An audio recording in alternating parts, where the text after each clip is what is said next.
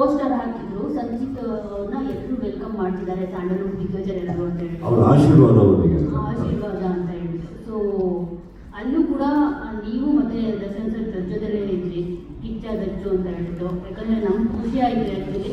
So ಯಾಕಪ್ಪ ಎಲ್ಲ press ಮೀಟಲ್ಲೂ ಅದನ್ನೇ ಪ್ರಶ್ನೆ ತೊಗೊಂಡ್ಬರ್ತಾರೆ ಅಂತ ಸಾರಿ ಅದಕ್ಕೆ. ಬಿಕಾಸ್ ನಾನು ಯಾಕೆ ಕೇಳ್ತಾ ಇದ್ದೀನಿ ಅಂದರೆ ಇನ್ನೂ ಜೊತೆಲೇ ಆಗ್ತಿದ್ರು, ಒಳ್ಳೆ ಗುಡ್ ಸೈನ್ ಅಲ್ವಾ ಅಂತ ಅನ್ನಿಸ್ತು. ಜೊತೆಗೆ ಈ ಸ್ಟಾರ್ ವಾರ್ ಅನ್ನೋದು ಸ್ಟ್ಯಾಂಡರ್ಡ್ನಲ್ಲಿ ಜಾಸ್ತಿ ಇದೆ ಕಂಪೇರ್ಡ್ ಟು ಅದರ್ ಇಂಡಸ್ಟ್ರೀಸು.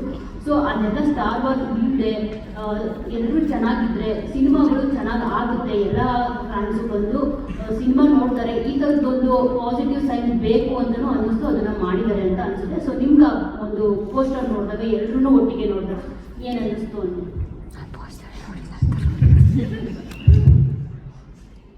ಅದು ನಾನೇ ಮಾಡಿಸೋದು ಅಂತ ಹೇಳಿ. ಏನಕ್ಕಂದ್ರೆ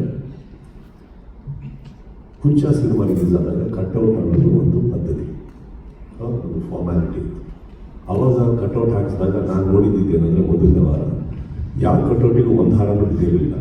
ಕಾರಣ ಏನಂದರೆ ವಿ ಆರ್ ನೋ ಬಡಿ, that is also right. I told him, ನೀನು ಕಟ್ಔಟ್ ಹಾಕ್ಸಿದ್ರೆ ಇವಾಗ ಅದಕ್ಕೆ ಖಾಲಿ ಬಿಡೋಕ್ಕಾಗಲ್ಲ, ಹಾರ ಹಾಕ್ಸಿದ್ರೆ ಯಾರು ಹಾಕ್ಸಿದ್ರು ಅಂತ ಬರುತ್ತೆ, ಒಂದೇ ಬಿದ್ದರೆ ಅವಮಾನ ಆಗುತ್ತೆ, ತುಂಬಿಸಿದ್ರೆ ನಾವೇ ಅಂತ ಗೊತ್ತಾಗುತ್ತೆ. ನೀನು ಕಟ್ಔಟ್ ಒಂದು ದಿವಸ ನಿಮಗೆ ಹುಟ್ಕೊಂಡು ಅಭಿಮಾನಿಗಳು ಕಟ್ಟಿ. ಈಗ ಸದ್ಯಕ್ಕೆ ಆಶೀರ್ವಾದದೊಂದಿಗೆ ಹೋಗು, ಕನ್ನಡ ಚಿತ್ರರಂಗ ಬೆಳೆಯೋದಿದ್ರೆ I think the best garland is their blessings, and I thought this the whole team needs. And ಅವರ ಆಶೀರ್ವಾದ ಅಂತ ನನಗೆ ಅನ್ನಿಸ್ತು.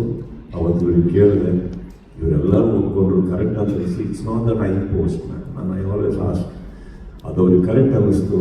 ಅವ್ರು ಮಾಡಿದ್ಮೇಲೆ ನನಗೆ ತುಂಬ ತೃಪ್ತಿ ಆಯಿತು. I think it was one of the most beautiful garland any team can get, such wonderful legacies. ಅದು ನನಗೆ ಖುಷಿ ಆಯಿತು. ಈಗ ನೀವೇನು ಹೇಳ್ತಾ ಇದ್ದೀರಿ ಸ್ಟಾರ್ ವಾರ್ ಅನ್ನೋದು, you tell me, how do you end it? Give me an idea some day and we will. Thank you, sir. Sudeep sir, Priya